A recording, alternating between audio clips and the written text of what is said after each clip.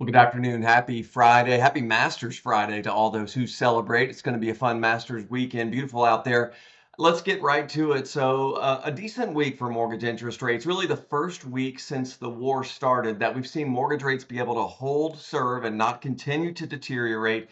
And in fact, to get slightly better. Now, when we're talking about slightly better, we're not talking about any great shakes that will help the housing market tremendously, but at least we've stopped the bleeding and we're not seeing a further deterioration of mortgage rates. That's sorely needed as mortgage rates worsen to the tune of around 3/4 of a percentage point throughout the month of March. Let's take a quick look at mortgage-backed securities. You can see what I'm talking about here. Over the past 5 business days, we've seen mortgage-backed securities hold their value. In fact, maybe increase in value just a little bit. That's good for mortgage rates, but the damage being done here throughout the month of March, where we saw that big sell-off and mortgage rates spiking higher.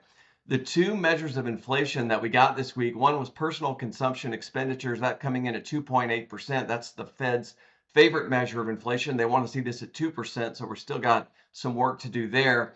And then let's talk about CPI, which came out today. This is the core inflation rate with consumer price index. And you can see it's not bad, 2.6%. It's not where we want it to be, but it's not overly high. But this strips out food and energy prices.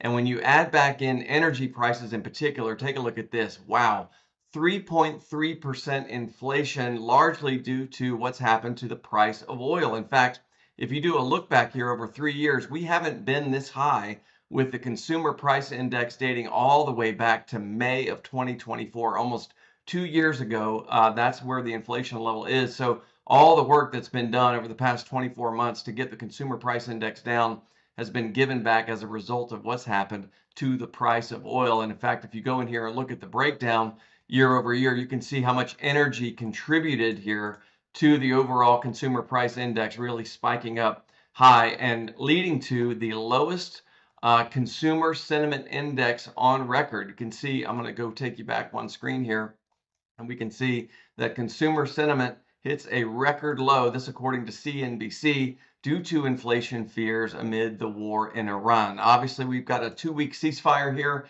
that has brought some stabilization, but until we get lasting peace in the Middle East and oil returning to pre-war prices, we can expect elevated mortgage rates and a strain on housing affordability and, as you see there, consumer sentiment. If I can be of any service to you over the weekend, don't hesitate to reach out. Enjoy the Masters. All right.